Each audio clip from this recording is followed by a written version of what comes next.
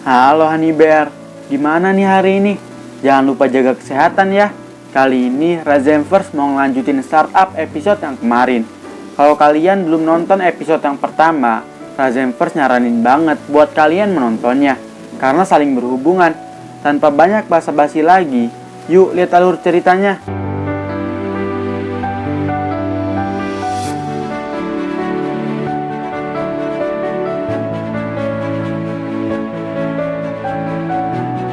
Film dilanjut dengan Ji Pyong yang mampir ke toko Nenek Dalmi. Ia kesana berniat ngembalin uang buat ngebantu Nenek Dalmi, karena bukan uangnya dan bicara begitu. Nenek Dalmi menolaknya. Lalu Ji Pyong ngasih kartu nama, ia akan melakukan apapun untuk Nenek Dalmi. Tapi Nenek tetap menolak, karena seperti perkataannya dulu, jangan menghubunginya jika sukses, tapi hubungilah jika kau susah. Karena begitu, Ji Pyong minta Nenek untuk jangan pindah kemana-mana. Lalu ia pun pergi. Sementara itu setelah pulang, Nenek Dalmi melihat cucunya yang bertekad mencari Dosan untuk diajak ke acara kakaknya. Nenek coba mencegahnya, tapi Dalmi hanya ingin terlihat baik-baik saja di depan kakaknya walau hanya sehari, karena dia bahagia memilih ayahnya dan tak pernah menyesal. Kakaknya harus tahu itu. Ninja akan balik ke Amerika. Dalam sehari itu, dia ingin berpura-pura hebat dan tak iri kepadanya, walau hanya sehari.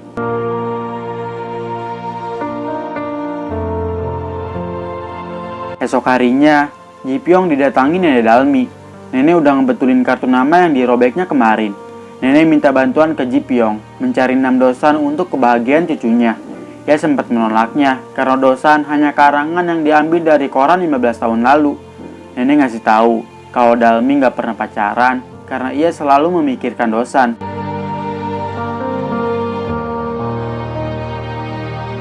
Mendengar hal itu, Ji Pyong akan berusaha mencarinya. Kehidupan Dalmi dan Inje pagi itu terlihat sangat berbeda.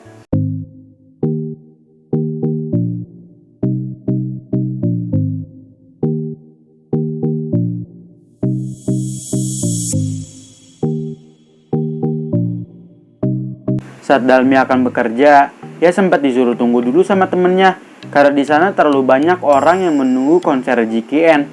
Tapi Dalmi tetap nekat untuk memecahkan rekor penjualannya.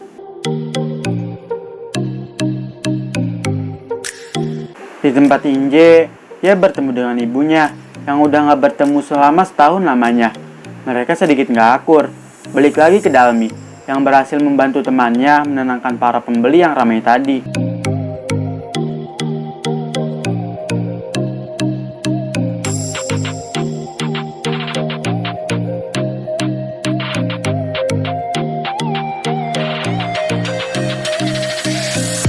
Akhirnya ia berhasil mendapatkan rekor penjualan dan banyak diberi selamat karena kehebatannya itu. Dalmi gak sabar tuh nunggu kedatangan hari Jumat. Inje berniat membujuk ibunya pulang, tapi ibunya menolak karena suami barunya ketahuan selingkuh, tapi Inje masih nganggapnya sebagai ayah. Ibunya menyesal karena udah meninggalkan ayah Dalmi demi suami barunya itu. Inje lalu ngajak ibunya buat datang ke pesta relasinya di hari Jumat. Setelah dengar Dalmi akan datang, ibunya pun mau datang ke sana. Sementara itu, Ji Pyong minta bantuan ke teman pekerjaannya Pak Doncheon untuk mencari keberadaan Dosan. Kebetulan banget, Doncheon inget nama Dosan. Walau nggak ditanggepin, ia sering ngirim proposal bisnis ke kantor mereka. Tahu soal itu, Ji Pyong langsung meminta nomor ponsel dan alamat kantor Dosan. Di tempat Dosan dan teman-temannya, mereka sedang berusaha mengikuti kompetisi koda. Dosan udah pesimis, tapi ia akan mempersiapkan keberangkatan jika mereka menang. Dosan gak ngangkat telepon dari Ji Pyong. Lalu gak lama, orang tua sekaligus investor perusahaan rintisan mereka datang. Dosan dan teman-temannya pun mencoba ngumpet. Saat dikira gak ada dan hendak pulang, ponsel mereka berdering, yang membuat akhirnya ketahuan. Karena panggilannya gak dijawab, Ji Pyong lalu mutusin langsung ke kantor mereka. Sebagai investor yang sudah lama membiayai mereka, orang tua Dosan meminta hasilnya selama ini. Dan jawaban mereka nentuin lanjut tidaknya ayah Dosan berinvestasi. Ji Pyong pun ngasih tahu ke Nenek Dalmi kalau Dosan sudah ketemu dan dia akan mencoba bicara dengannya. Dosan dan teman-temannya coba ngejelasin kalau mereka sedang mengikuti kompetisi koda. Mereka lalu nunjukin kecerdasan buatan yang mereka buat. Tapi saat alat pendeteksinya diarahkan ke ayah Dosan, muka ayahnya malah kedeteksi toilet. Ji Pyong udah sampai di tempat mereka. Ya nggak sengaja tuh lihat kalau Dosan yang sedang dikejar-kejar akibat toilet tadi.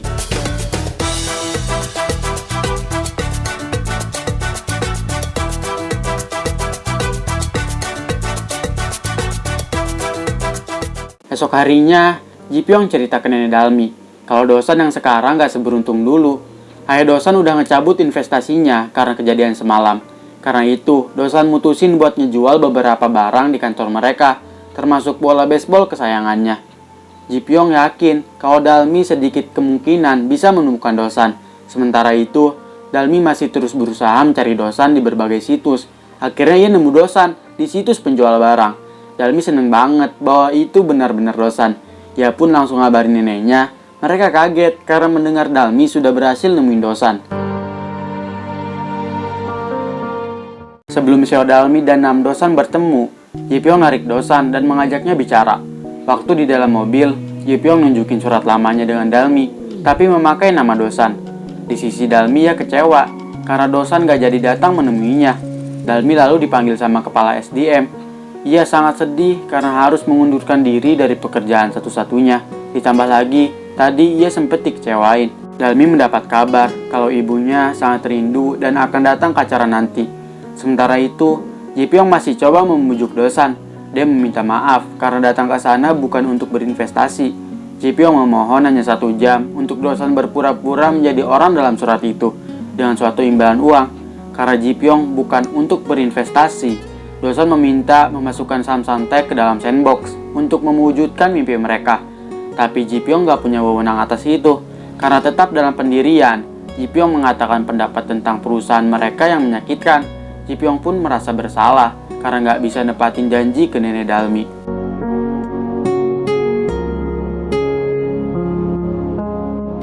Sesampainya di rumah, Dalmi terharu melihat pakaian baru pemberian nenek di atas kasurnya. Dirinya pun tidur bersama nenek. Di pagi hari mereka makan bersama.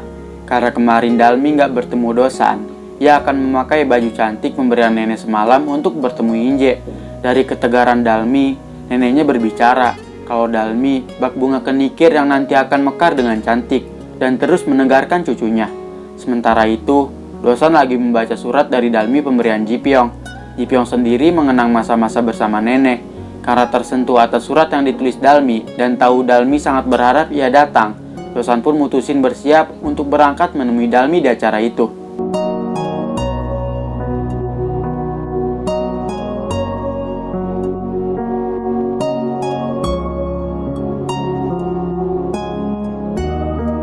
Di pesta relasi itu, Dalmi ngeliat ibu dan kakaknya. Ji Pyong juga datang ke acara itu. Dan episode kedua diakhiri dengan kedatangan Dosan yang berjalan menemui Dalmi.